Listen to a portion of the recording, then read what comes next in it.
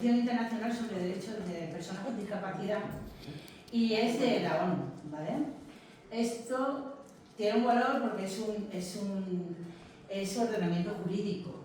Cualquier persona que tenga discapacidad y no tenga atendido los derechos de esta convención puede reclamar incluso al Tribunal de Derechos Humanos, o sea, puedes ir a cualquier sitio porque ya está en ordenamiento jurídico. Eso es muy importante.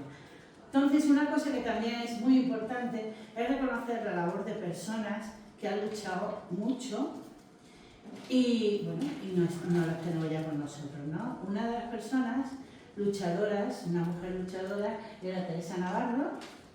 Teresa Navarro, bueno, era presidenta de UEDIF, era también presidenta de Enfermedades Raras, era defensora de las personas con discapacidad en el Ayuntamiento de Valencia, y tengo que deciros que todo lo hacía ella.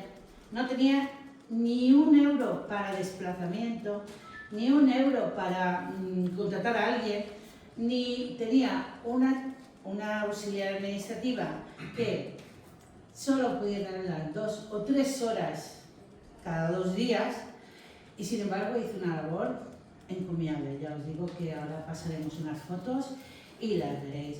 Y de hecho, en su nombre se puso su nombre a la ley de accesibilidad que se aprobó el año pasado aquí en la Comunidad Valenciana.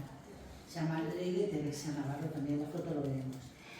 Y con esto, ahora si puedes poner las fotos, empezando por la primera que se ve del